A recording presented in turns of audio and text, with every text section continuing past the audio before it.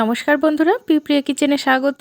একদম সহজ উপায়ে কিভাবে আপনারা চিকেন স্টু তৈরি করতে পারেন সেটাই দেখিয়ে দেব। আর ঘরে থাকা সবজি দিয়েই কিন্তু এই চিকেন স্টুটা তৈরি হয়ে যাবে যে কোনো হোটেলের মতো। তো চলুন কিভাবে তৈরি করা যায় সেটাই দেখে নিই। তো এখানে আমি কিছু পরিমাণ চিকেন নিয়েছি, চিকেনটাকে ভালো করে ধুয়ে নিয়েছি, আর নিয়েছি কিছু সবজি। তো চলুন শুরু করা যাক। তার জন্য কড়াইয়ের ভিতর দিয়ে দিলাম 2 চামচ রিফাইন্ড তেল। আপনারা চাইলে বাটারেও করতে পারেন, আবার ঘিও কিন্তু করতে পারেন। তো আমি এখানে সাদা তেল দিয়ে করছি। এবার ফোড়ন দিয়ে দিলাম তেজপাতা, গোটা গরম মশলা, আর দিয়ে দিয়েছি একটুখানি কুচি করে রাখা আদা আর রসুন। হালকা একটুখানি ভেজে নিতে হবে, লাল লাল করার প্রয়োজন নেই। তারপর দিয়ে দিচ্ছি কেটে রাখা আলু আর চিকেনগুলো। আমি কম পরিমাণে তৈরি করছি, তাই এখানে কম চিকেন পিস নিয়েছি। আপনারা চাইলে বড় চিকেন পিস দিয়েও কিন্তু বা অনেকটা চিকেন দিয়ে তৈরি করে নিতে পারেন। এবার আলুগুলোকে দেখতেই পাচ্ছেন যে ডুমো ডুমো করে কাটা আছে। আমি কোনো সবজিই কিন্তু আগে থেকে সেদ্ধ করে নেইনি। এবার দিয়ে দিচ্ছি কেটে রাখা গাজর। হালকা একটুখানি ভেজে নিতে হবে। আর গাজরগুলো দেখে বুঝতেই পাচ্ছেন আমি কিন্তু একটু মোটা মোটাই করে কেটে রেখেছি, যেহেতু চিকেনটা অনেক সময় ধরে সেদ্ধ হবে, সেজন্য সব উপকরণই কিন্তু গলে যাবে। এখন হালকা একটু নাড়িয়ে নিতে হবে। বেশি পরিমাণে ভাজলে কিন্তু এর ফ্লেভারটাই চলে যাবে, তাই অতিরিক্ত ভাজার দরকার নেই। হালকা কোনো মতে 2 থেকে 3 মিনিট নাড়িয়ে নিলেই কিন্তু হয়ে যাবে। আর অবশ্যই গ্যাসের ফ্লেমটা মিডিয়ামে রাখবেন। এবার দিয়ে দিলাম কেটে রাখা পেঁয়াজ। তার সাথে আমি কিছু পরিমাণ বিনসও কেটে নিয়েছি, আর সাথে নিয়েছি টমেটো আর ক্যাপসিকাম। ওগুলো পরে দেব। আগে এখানে একটুখানি লবণ দিয়ে ভালো করে ভেজে নিচ্ছি 2 থেকে 3 মিনিট। আপনারা চাইলে পেঁয়াজ এখানে কুচি করেও নিতে পারেন, কিন্তু আমি এখানে 2 টুকরো করেই পেঁয়াজগুলো কেটে নিয়েছি। আর ফোড়নের চেষ্টা করবেন একটুখানি আদা কুচি আর রসুন কুচি দেওয়ার, তাহলে দেখবেন এর টেস্টটাই আলাদা হয়ে যাবে, খুবই সুন্দর একটা ফ্লেভার আসবে। তো প্রায় 2 থেকে 3 মিনিট হয়ে গেছে।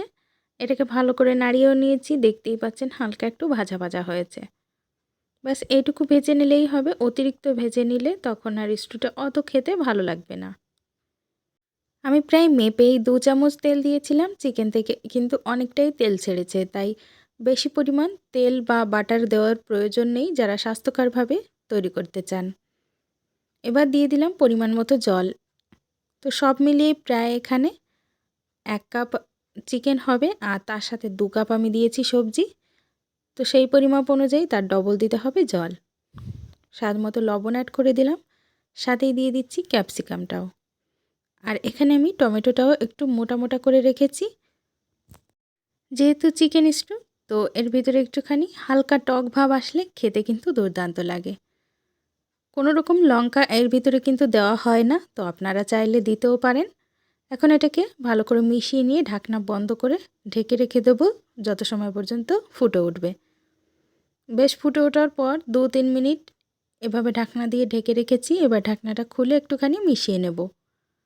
প্রায় 10 মিনিট এভাবেই কিন্তু হাই ফ্লেমে এটাকে ফুটিয়ে নিতে হবে। যত সময় পর্যন্ত সবজিগুলো খুব ভালো করে গলে না যাচ্ছে তত সময় এটাকে জাল করতে হবে। যদি বুঝতে পারেন একটুখানি জলের প্রয়োজন আছে, তাহলে এর ভিতরে আরও কিছু পরিমাণ জল অ্যাড করা যেতে পারে। তো এখানে আমি নিয়েছি 1 চামচ গোলমরিচ গুঁড়ো করে, সেটাই এখন অ্যাড করে দিলাম। আর খুব ভালো করে মিশিয়ে নেব। মিশিয়ে নিয়ে আবারও ঢাকনা বন্ধ করে 5 মিনিট রান্না করে নিতে হবে। বেশি কোনো রকম উপকরণের প্রয়োজন পড়ে না। ঘরে থাকা সবজি আর উপকরণ দিয়ে কিন্তু তৈরি হয়ে যায় দারুণ স্বাদের চিকেন স্টু, যেটা হোটেল বা রেস্টুরেন্টে খেতে দুর্দান্ত লাগে। একই স্বাদে আপনারা বাড়িতেই কিন্তু এরকম চিকেন স্টু তৈরি করে নিতে পারেন। তো আরও 5 মিনিট প্রায় রান্না হয়ে গেছে। দেখতেই পাচ্ছেন সবজিগুলো খুব ভালো করে গলে গেছে, টমেটোটাও সফট হয়ে গেছে। চিকেনটাও খুব ভালো করে সেদ্ধ হয়ে গেছে, যেহেতু ছোট করে কাটা আছে তাই এর ভিতরে খুব ভালো করেই কিন্তু ঝোলটা গিয়েছে। যেহেতু চিকেন স্টু, এতে কিন্তু একটু ঝোলের পরিমাণ বেশি রাখতে হবে। তো উপর থেকে আমি কিছু পরিমাণ ধনেপাতা কুচি অ্যাড করে দিলাম, আর গ্যাসের ফ্লেমটা বন্ধ করে 2 থেকে 3 মিনিট এভাবেই ঢাকনা লাগিয়ে রেখে দেব, যাতে খুব সুন্দরভাবে ধনেপাতাটা গলে যায় আর এর ভিতরে ফ্লেভারটা চলে যায়। আর গরম গরমই এটা খেতে ভালো লাগে, তাই 2-3 মিনিট পর ঢাকনা দিয়ে ঢেকে রাখার পরই এটাকে সার্ভ করে নিতে হবে। তেজপাতার আর কোনো প্রয়োজন নেই, তাই আমি এটাকে তুলে ফেলে দিচ্ছি। কোনো রকম হলুদ ছাড়াই দেখুন কত সুন্দর একটা কালার চলে এসেছে। যেহেতু গাজর টমেটো দেওয়া আছে, এর জন্যই কিন্তু কালারটা এত সুন্দর এসেছে। খুব সহজ রেসিপি, আপনারা ঘরে অবশ্যই তৈরি করবেন, দেখবেন সবার খুবই পছন্দ হবে। আর খুবই স্বাস্থ্যকর একটা রেসিপি হচ্ছে, বাচ্চাদের বা বড় সবার ক্ষেত্রেই দুর্দান্ত লাগবে খেতে। তো অবশ্যই তৈরি করে দেখবেন, আশা করছি সবার খুবই ভালো লাগবে। কেমন লাগলো রেসিপি কমেন্টসে জানাতে ভুলবেন না। চ্যানেলে নতুন হলে সাবস্ক্রাইব করে রাখবেন এরকম সহজ রেসিপি পাওয়ার জন্য। আর ভিডিওটা ভালো লাগলে অবশ্যই লাইক করবেন এবং বন্ধুদের সঙ্গে শেয়ার করতেও ভুলবেন না। আজকের মতো এই পর্যন্ত, দেখা হবে অন্য রেসিপিতে। বাই।